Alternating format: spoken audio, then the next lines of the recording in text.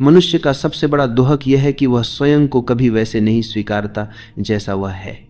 वह हमेशा दूसरों की ओर देखता है और देखकर अपने भीतर कमी महसूस करता है। यही कमी, यही असंतोष धीरे धीरे ईर्ष्या का रूप ले लेता है। तुम किसी अमीर को देखते हो और सोचते हो कि काश मेरे पास भी इतना धन होता। किसी सुंदर को देखते हो तो जलन होती है कि काश मैं भी ऐसा दिखता। किसी सफल व्यक्ति को देखते हो तो भीतर टिस उठती है कि मेरी पहचान क्यों नहीं है। लेकिन यह सब तुलना के कारण है। अगर तुलना ही न हो तो ईर्ष्या भी नहीं होगी। ईर्ष्या तुलना की संतान है। समझो, बचपन से ही यह जहर हमें दिया जाता है। माता पिता बच्चे से कहते हैं, देखो तुम्हारा भाई तुमसे ज्यादा होशियार है, पड़ोसी का बेटा तुमसे ज्यादा अंक लाता है, फलां बच्चा तुमसे ज्यादा आज्ञाकारी है। और धीरे धीरे बच्चा सीख जाता है कि वह जैसा है वैसा पर्याप्त नहीं है, उसे हमेशा किसी और जैसा होना चाहिए। यही बीज ईर्ष्या का पेड़ बनता है। बड़ा होकर वही बच्चा हर जगह दूसरों से अपनी तुलना करता है। अगर उसका मित्र नौकरी में उससे आगे निकल जाए तो वह जलता है। अगर पड़ोसी नई गाड़ी ले आए तो उसे दुहक होता है। और यह दुहक अंतहीन है, क्योंकि दुनिया में हमेशा कोई न कोई तुमसे आगे होगा। अस्तित्व में कोई तुलना नहीं है। अस्तित्व में हर प्राणी अद्वितीय है। गुलाब कमल से तुलना नहीं करता, आम का पेड़ नीम से तुलना नहीं करता, गंगा यमुना से नहीं कहती कि तुम मुझसे ज्यादा पवित्र हो। वे सब अपने अपने ढंग से सुंदर हैं। लेकिन मनुष्य ने अपने दिमाग में यह जाल बना लिया है कि हर जगह तुलना करनी है। और जब तक तुलना है तब तक ईर्ष्या है। ईर्ष्या एक जहर है जो धीरे धीरे आत्मा को खोखला कर देता है। बाहर से तुम हंसते रहो, दूसरों को प्रभावित करते रहो, लेकिन भीतर ही भीतर ईर्ष्या तुम्हें खा जाती है। यह तुम्हारी नींद छीन लेती है, तुम्हारी शांति छीन लेती है। जब तुम किसी को सफल देखते हो तो तुम्हें चैन नहीं मिलता। तुम बार बार सोचते रहते हो कि मेरा क्या, मुझे क्यों नहीं मिला। लेकिन क्या तुमने कभी सोचा कि यह सोच तुम्हें कहां ले जा रही है? दूसरों को देखकर जलने से उनका कुछ बिगड़ने वाला नहीं, लेकिन तुम्हारे भीतर आग जलने लगती है। ईर्ष्या का दूसरा पहलू है तुलना। तुम हमेशा दूसरों से अपनी तुलना करते हो, लेकिन सोचो, क्या कोई तुलना संभव है? क्या सूरज और चांद की तुलना की जा सकती है?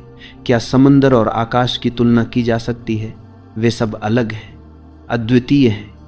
उसी तरह तुम भी अद्वितीय हो। तुम्हारे जैसा कोई दूसरा कभी नहीं हुआ, न होगा। अस्तित्व ने तुम्हें एक ही नमूने में बनाया है। अगर तुम किसी और जैसा बनने की कोशिश करते हो तो तुम अपनी ही मौलिकता खो देते हो। यही कारण है कि दुनिया नकली चेहरों से भरी हुई है। हर कोई किसी और की नकल कर रहा है। लेकिन सच्चा आनंद तभी आता है जब तुम स्वयं को पूरी तरह स्वीकार लेते हो। तो पहला कदम है स्वयं को स्वीकार करना। जब तुम स्वयं से कहते हो कि मैं जैसा हूं वैसा ही ठीक हूं, तब तुलना टूट जाती है। तब तुम दूसरों से जलते नहीं, बल्कि उनकी सफलता देखकर खुश होते हो। तब तुम्हें यह समझ आता है कि अस्तित्व ने हर किसी को अलग अलग उपहार दिए हैं।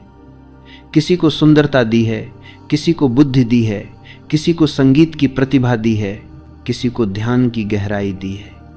और अगर तुम ईर्ष्या छोड़ दो तो तुम्हें यह भी दिखेगा कि अस्तित्व ने तुम्हें भी कुछ दिया है। शायद तुम गा नहीं सकते, लेकिन तुम्हारे भीतर मौन का खजाना है। शायद तुम धनवान नहीं हो, लेकिन तुम्हारे पास प्रेम है। शायद तुम प्रसिद्ध नहीं हो, लेकिन तुम्हारे भीतर शांति है। दूसरा कदम है जागरूकता। जब भी ईर्ष्या उठे उसे तुरंत पहचानो। ईर्ष्या से मत भागो, उसे दबाओ मत। अधिकांश लोग ईर्ष्या को छिपाने की कोशिश करते हैं। वे भीतर जलते हैं लेकिन बाहर हंसते हैं। लेकिन इससे ईर्ष्या खत्म नहीं होती। जब ईर्ष्या आए तो ईमानदारी से देखो, हाँ ईर्ष्या आई है। बस उसे देखना ही रूपांतरण की शुरुआत है। जागरूकता का प्रकाश अंधकार को मिटा देता है। तीसरा कदम है कृतज्ञता। दूसरों को देखकर जलने की जगह आभारी हो जाओ। अगर किसी को सफलता मिली है तो सोचो अस्तित्व ने उसके माध्यम से एक सुंदरता प्रकट की है। अगर कोई धनी है तो समझो कि धन भी अस्तित्व का एक खेल है। अगर कोई बुद्धिमान है तो उसकी बुद्धि को देखकर आनंद लो। जब तुम दूसरों की खुशी देखकर खुश होना सीख जाते हो तब ईर्ष्या पिघल जाती है, तब तुम्हारा हृदय हल्का हो जाता है। ईर्ष्या का समाधान ध्यान है। जब तुम ध्यान में उतरते हो तब तुम्हें अपने भीतर का केंद्र दिखाई देता है और वहां कोई तुलना नहीं होती। वहां न कोई बड़ा है न छोटा, न कोई सफल है न असफल। वहां केवल शांति है, मौन है, आनंद है। जब तुम उस आनंद को छू लेते हो तब बाहर की सारी तुलना अर्थहीन लगती है। तब तुम समझ जाते हो कि जीवन प्रतियोगिता नहीं है, जीवन उत्सव है। मैं कहता हूं, जीवन में ईर्ष्या छोड़ो, तुलना छोड़ो। जो तुम हो उसे पूरी तरह जी लो। अगर तुम नदी हो तो नदी की तरह बहो। अगर तुम तारा हो तो तारे की तरह चमको। किसी और जैसा बनने की कोशिश मत करो।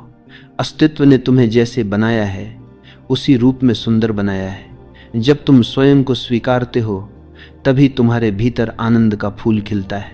और अंततः याद रखो, ईर्ष्या बाहर वाले को नहीं जलाती, वह तुम्हें ही जलाती है। यह ऐसा है जैसे कोई व्यक्ति जहर पीकर यह उम्मीद करे कि सामने वाला मर जाएगा। यदि तुम मुक्त होना चाहते हो तो तुलना से बाहर निकलो, और जब तुलना खत्म होती है तो जीवन एक उत्सव बन जाता है। हर क्षण आभार में बदल जाता है।